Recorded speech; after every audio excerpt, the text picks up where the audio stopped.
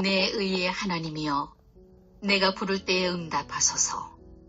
곤란 중에 나를 너그럽게 하셨사오니 내게 은혜를 베푸사 나의 기도를 들으소서.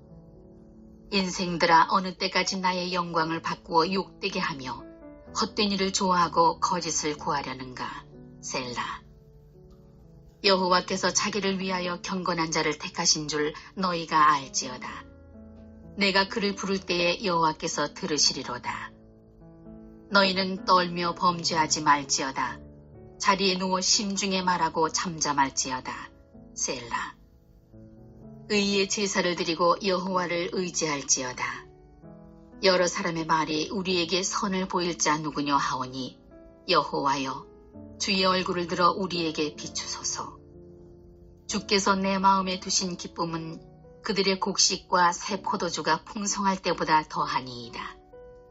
내가 평안히 눕고 자기도 하리니 나를 안전히 살게 하시는 이는 오직 여호와이시니이다.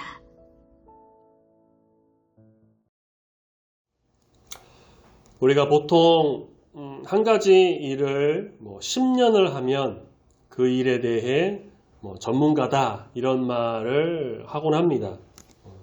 지금이라도 제가 어떤 기술을 아주 10년 동안 연마하면서 배우게 되면 10년 뒤에는 제가 그 일에 대해서 전문가로 말할 수 있는 위치가 된다. 그런 능력이 된다. 그런 거겠죠. 무조건 그런 건 아니고 더 짧을 수도 있고 길 수도 있는데 이제 제가 들은 바로는 이제 보통 하는 말이 이제 그렇다고 해요. 제가 신학대학원에 2011년에 이제 들어갔고 전도사 사역은 본격적으로 한 게 그 다음에 2012년이었는데 10년이 조금 지난 지금 제가 전문가다라고 할 수 있는지 잘 모르겠습니다. 사회가 워낙 다양하다 보니 다양한 분야의 전문가들이 많이 있어요. 학문의 깊이와 성과가 나타나다 보니까 또 어느 한 분야의 전문 지식을 가진 사람도 굉장히 많이 나타납니다. 사회적으로 화제가 되는 일이 있으면은 방송국에서 해당 전문가를 불러서 초대해서 인터뷰도 하고요. 혹은 그런 현상에 대한 원인과 해석을 묻기도 하고 여러 명을 초대해서 토론을 하기도 합니다. 100분 토론 같은 프로그램이 있죠. 서로 의견을 묻고 답하고 주장을 펼치고 토론하고. 사회적 문제점이 있다면 해결 방법도 같이 묻습니다. 그래서 해당 분야를 공부하고 오랜 기간 경험하고 전문가가 되면 나름의 또 진단을 하고요. 해결 방법도 좀 내세울 수가 있죠. 예를 들면 몇 년 전에 우리 코로나19 나라가 정말 힘들었을 때 이에 대해서 여러 토론을 하는 프로그램들이 많이 있었고 거기에 나온 사람들은 의학 전문가, 질병 전문가, 감염 전문가 이런 사람들이 나와서 해결 방법과 대책을 논의하곤 했었죠. 그러니까 어떤 분야의 전문가라도 사실 근데 또 다른 분야에 대해서는 잘 모를 수 있어요. 사람의 지식과 경험에는 한계가 있기 때문이에요. 종교적인 어떤 문제에 대해서 토론회를 하자라고 했는데 판사, 의사, 회사 CEO가 나와서 토론을 한다면 이상한 토론회가 되겠죠. 각자 자기 자신만의 분야가 있고 생각, 능력, 위치가 있어요. 그래서 내가 모르는 분야에 대해서는 그 분야의 전문가에게 자문을 구하는 게 좋습니다. 저도 설교를 이제 준비하다가 어떤 특정된 분야에 대해서 언급하려고 할 때는요, 인터넷을 찾아보거나 자료를 찾거나 아니면은 가끔 가다는 간혹 가다 그 분야의 전문가가 또 있으면 찾아봐서 묻기도 하지 그냥 제가 아는 어떤 얕은 지식으로 혹은 거짓 정보로 이렇게 전달하면 안 된다는 거죠. 자문을 구하고 자기 생각대로 판단하고 자문을 구하지 않고 자기 생각대로 판단해서 막 결정하면은 낭패를 당할 수도 있습니다. 내가 뭘 안다고 해도요, 어떤 경우에는 모른다는 걸 인정하는 것도 어떤 겸손이 필요하다는 겁니다. 내가 어떤 분야에 10년 이상을 해서 전문가다라는 소리를 듣는다고 하더라도 그렇게 남보다 많은 경험을 가졌다 하더라도 또 다른 분야에 대해서 경험을 가진 많은 사람들에 대해서는 존중하는 것, 이것도 바람직한 일이다. 이런 존중이 나를 더 겸손하게 만들고 또 서로를 협력하게 만듭니다. 근데 현대 사람들은 그렇다고 해요. 자존심도 세고 자기 지식을 좀 뽐내려 하고 겸손보단 자기 자랑과 어떤 교만이 멋인 것처럼 굴 때가 있다는 거죠. 인터넷 발달로 지식이 급속도로 팽창하고 있습니다. 그래서 사람은 더 사실 겸손이 이럴 때일수록 겸손히 나가야 합니다. 겸손히 배워야 돼요. 더욱이 우리는 어때요?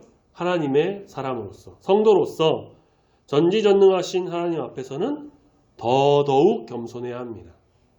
왜냐?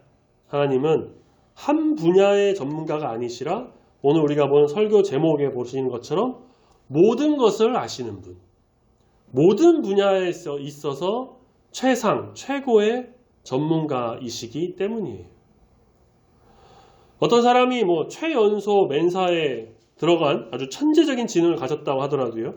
10년, 20년, 아니 평생을 한 분야에 대해서 정말 쏟아부은 전문가 중에 전문가, 달인, 명장이라 하더라도요.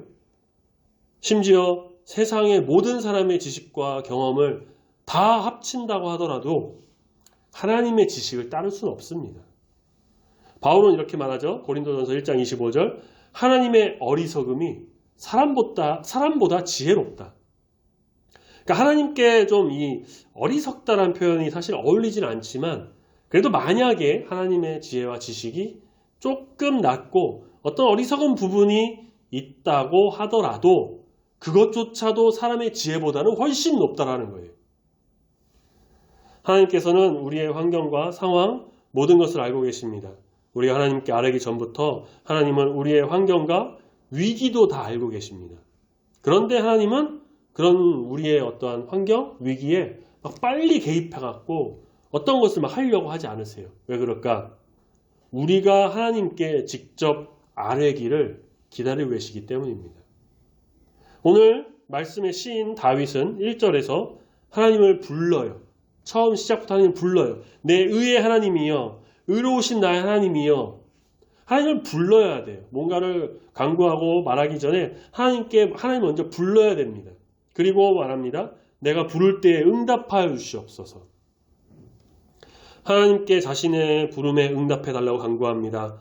환경과 위기를 알고 계시는 이 하나님이 사람의 간구에 응답하십니다. 하나님이 사람의 어려움을 보고 계시죠. 모든 것을 너그럽게, 오늘 말씀의 1절의 중간에 나오죠. 너그럽게 살펴보고 계신다는 겁니다. 하나님의 너그러움이 곧 우리에게는 뭘까요? 바로 은혜입니다. 은혜.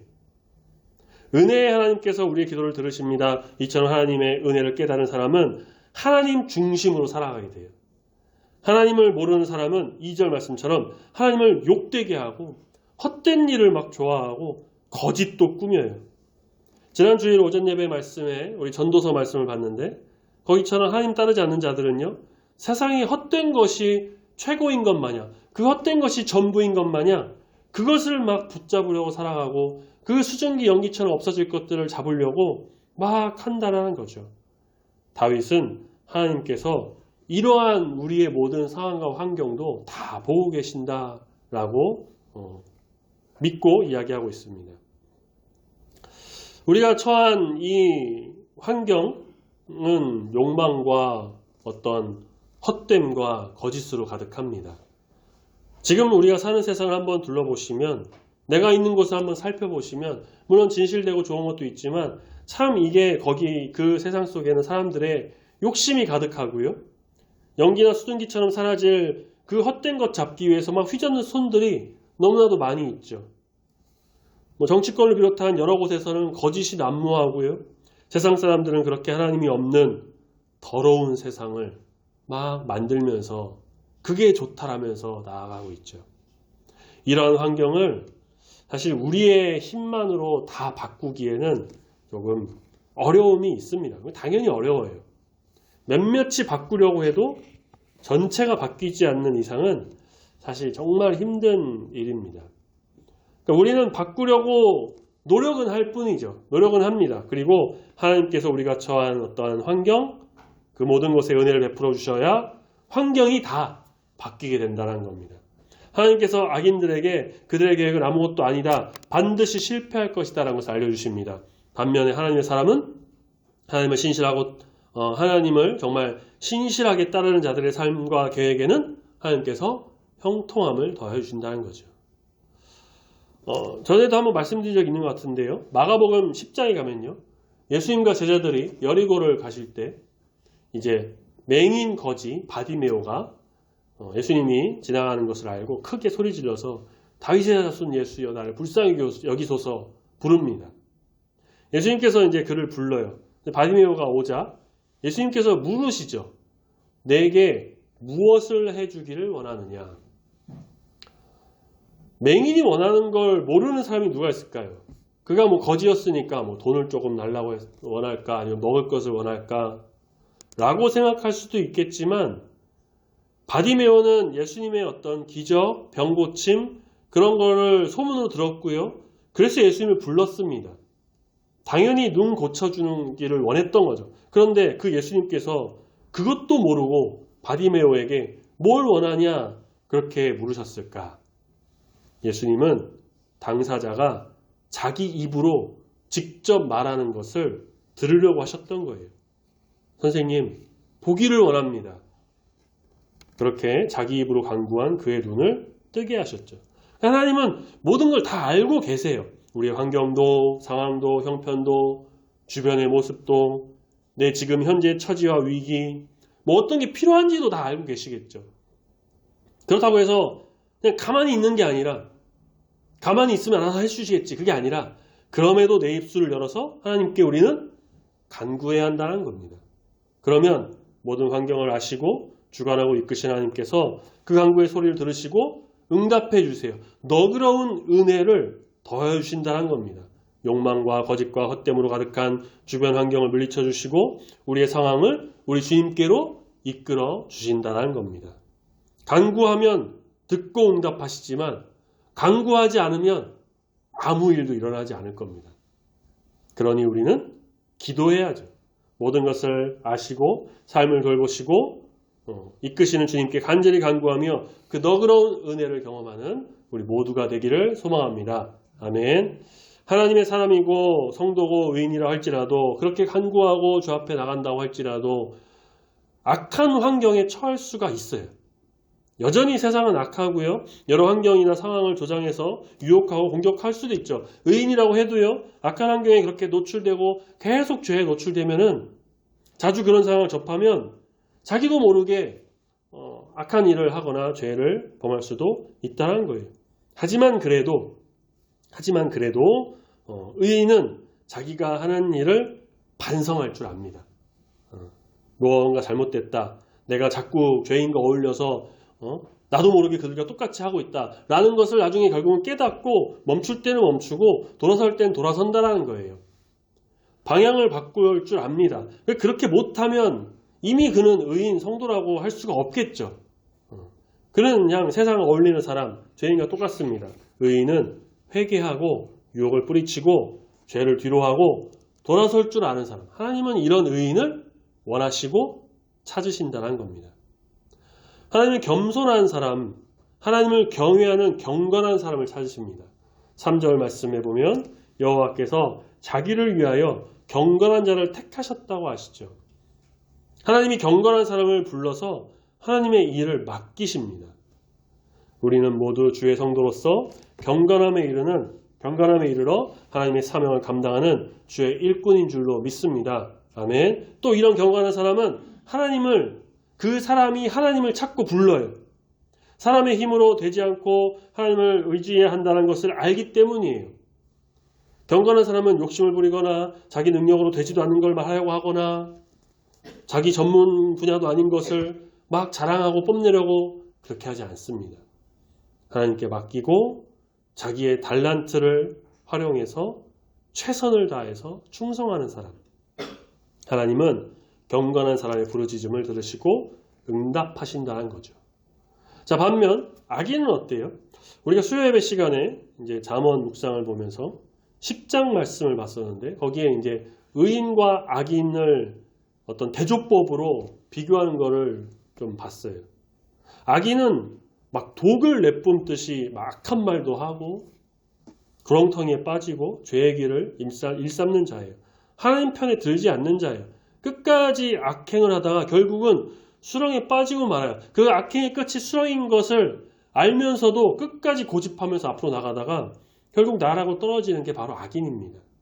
이러한 모습을 보는 사람들은 하나님이 심판하셨다고 생각하겠죠.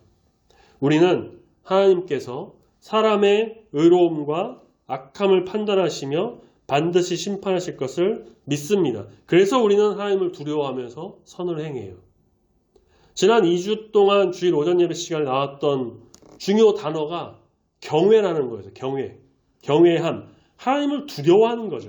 이게 바로 하나님을 두려워 떨며 경배하며 선을 행하는 자의 모습. 하나님을 경외하는 자. 스스로 겸손해야 하고 악한 말과 행동을 하면 안 된다는 것을 우리는 알기에 4절 하반절 말씀처럼 입을 닫고 잠잠하게, 정말 잠잠하게 하나님께서 행하시는 일만 바라보는 겁니다. 하나님은 우리의 생각을 모두 알고 계시죠? 지금 내가 어떤 생각하는지, 어떤 마음 가지고 있는지, 바로 지금 이 시간 말씀을 듣는 지금 11시 33분 이 순간에도 다 알고 계시죠. 내가 뭘 생각하나, 말씀을 듣고 뭐 하는지, 예배에 임하고 있는지 다 아시는 분. 그 믿음조차도 다 아시는 분이십니다. 그러니 우리는 이 모든 걸 아시는 주님 앞에 죄인으로서가 아닌 정말 신실한 주의 자녀, 의인으로서의 참다운 모습을 보이면서 거룩하고 정결하게 나가는 자가 되어야 할 것입니다. 하나님을 두려워하는 자, 하나님을 경외하는 자로서 경건한 삶을 살아가야 합니다. 주변의 환경, 악한 유혹, 하나님께서 물리쳐 주실 것을 또 우리가 간구하면서 정말 위에 계신 하나님을 바라보며 믿음의 승리자로 나가는 저와 여러분이 되기를 소망합니다. 아멘. 우리가 이렇게 긴 연휴를 또 마무리하고 이제 오늘 주일을 지키고 주 앞에 나와 예배드리고 있죠. 하나님은 우리의 이런 예배도 다 바라보시죠. 우리가 전심으로 예배를 드리는지 영과 진리로 예배드리고 있는지 하나님은 다 알고 계세요. 연휴 기간을 보내면서 고향이나 친척집으로 혹은 가족과 함께 여러 시간을 보내면서 미처 주일 못 나오신 분도 계신데 그럼에도 그 마음에는 정말 하나님을 사모하고 예배를 사모하고 정말 교회를 사모하는 그 모든 것도 하나님은 다 알고 계십니다.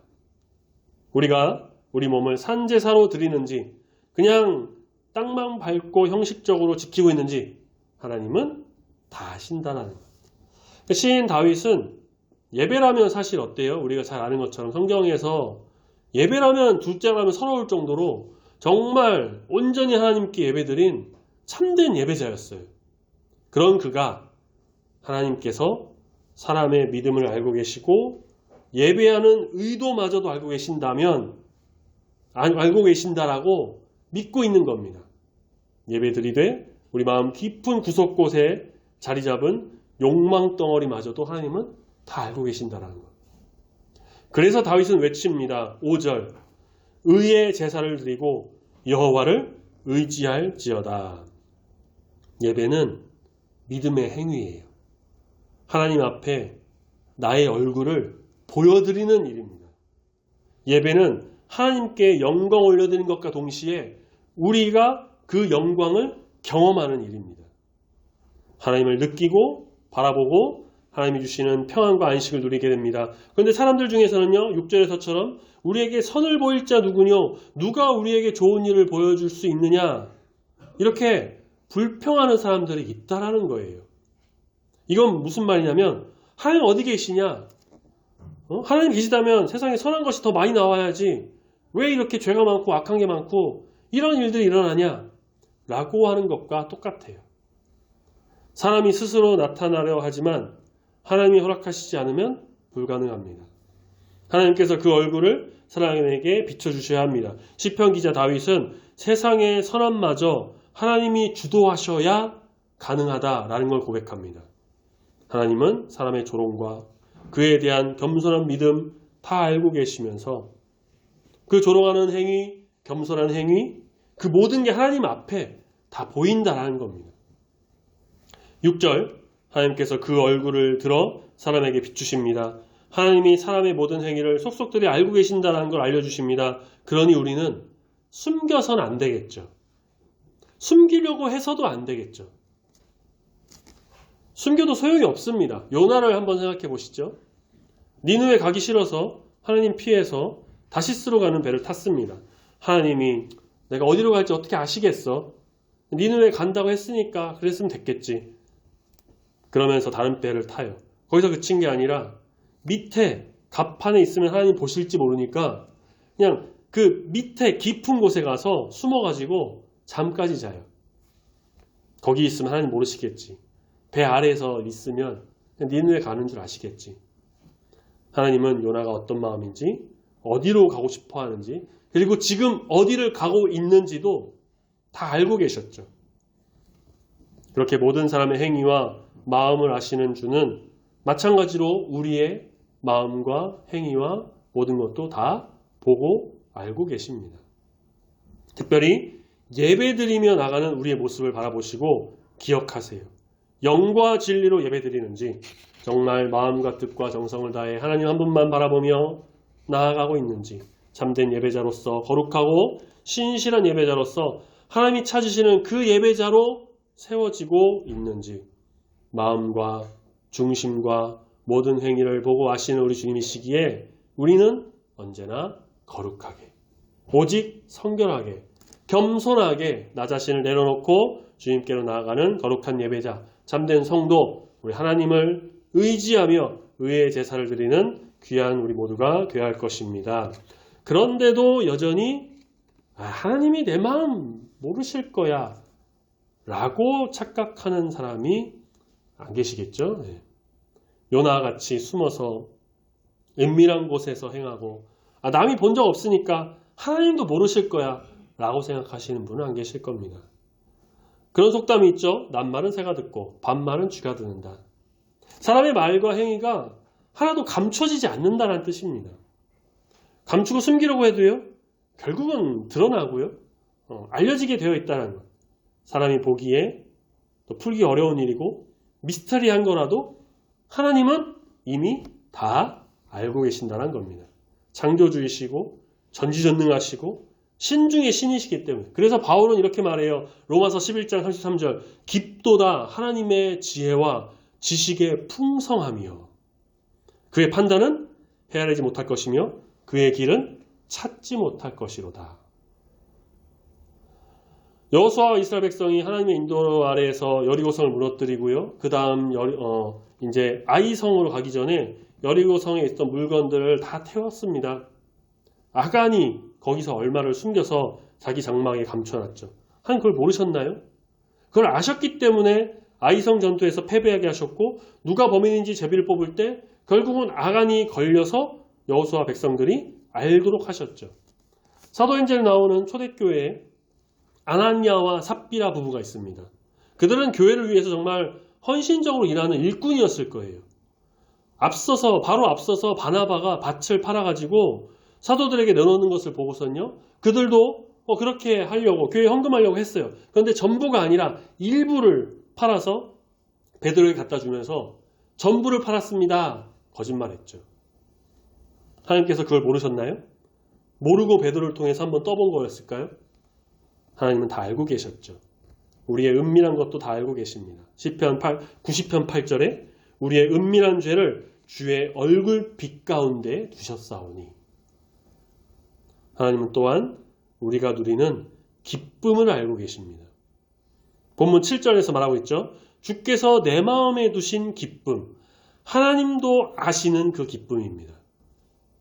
추석도 지났고 이제 수확의 계절, 가을이 이제 오는데 풍성한 이 추수를 거둘 때에 갖는 그 기쁨, 그 기쁨보다 더 큰 기쁨, 하루 일을 끝내고 좀 편하게 누워서 쉴 수 있는 그 편안함, 안전함, 이렇게 긴 여름을 통해서 쉼도 얻고 사람도 만나고 가족도 만나고 여행도 하고 나름 알차게 좋은 시간을 보낼 수 있는 것, 우리는 이것이 단지 사람의 힘으로 우리의 어떤 모습으로 되는 것처럼 느낍니다. 하지만 이 모든 것도 사실 하나님께서 평안과 안전을 책임져 주셔야 가능한 것이죠.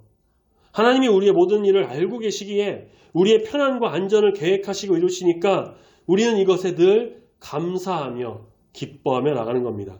8절 말씀처럼 나를 안전하게 살게 하시는 이는 우리의 모든 것을 아시고 마음을 아시고 감정까지도 아시고 그래서 편안과 기쁨과 쉼으로 인도하시는 여호와 하나님이십니다. 늘 이렇게 함께 하시고 지켜주시는 우리 주께 감사드리며 주님과 동행함으로 온전히 나아가는 우리 중부교회 모든 성도님이 되시기를 소망합니다. 아멘. 우리가 사실 익히 알고 있는 것이긴 또 하지만 오늘 설교 내용을 또 정리해 보자면 하나님께서는 우리의 상황, 환경, 형편, 또 예배, 믿음 다 아시고요. 우리가 어떻게 행하는지 우리의 모습, 행위 다 아시죠. 심지어 마음의 감정까지도 아시는 분이란 걸 같이 봤어요. 이렇게 들으면 어떤 사람은 이런 생각을 할지도 모르겠어요.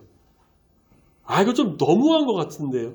무슨 스토킹도 아니고 이거 다 아시면 마치 24시간 CCTV 감시하는 것처럼 그렇게 알면은 어떡해요. 하나님을 모르고 하나님의 마음도 모르고 하나님에 대해서 정말 알지 못하는 사람이라면 충분히 이런 생각을 할 수도 있을 겁니다. 누구나 자기만의 어떤 비밀을 간직하고 싶고요.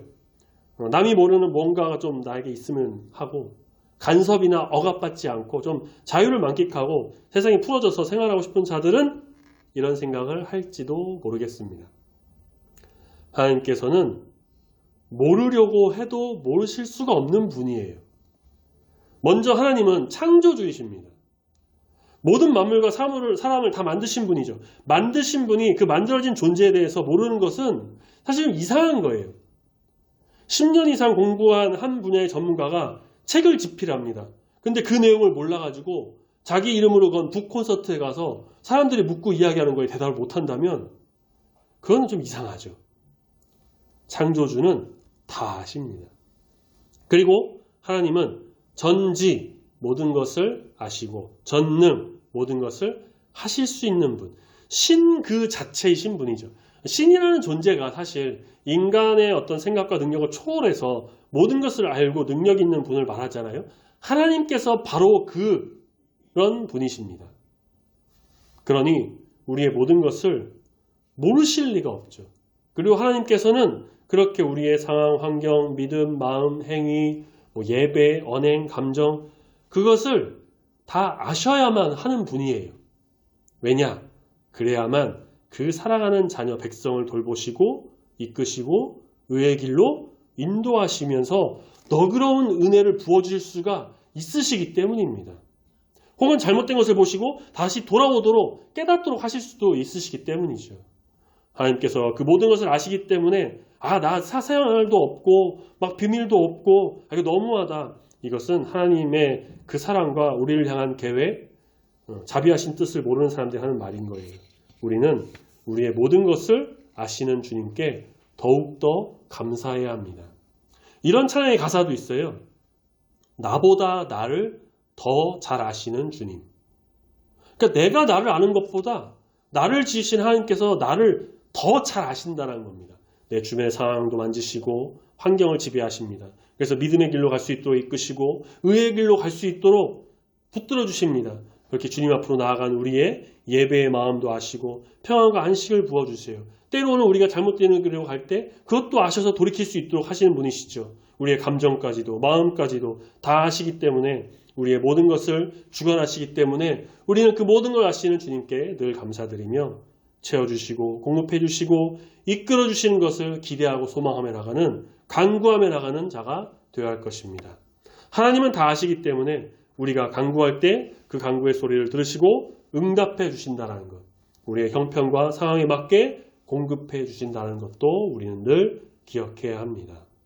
언제나 우리 주 하나님만을 바라보며 믿음으로 승리하는 저와 여러분이 되기를 소망합니다. 아멘. 특별히 이제 긴 연휴 마치고 다시 세상의 일과 직장, 사회 속으로 이제 나아가시게 되는데 다시 올라가는 그 새 힘을 허락해 주시고 인도해 주실 것을 정말 간구하면서 이 세상에서 참된 주의 자녀로 나아가도록 이끄심을 간구하면서 우리의 모든 것을 아시는 주님께 내 삶을 맡기고 주님의 뜻대로 온전히 걸어 나아가는 여기 모인 거룩한 주의 성도, 우리 중부교회 모든 성도님이 되시기를 예수님의 이름으로 축원합니다.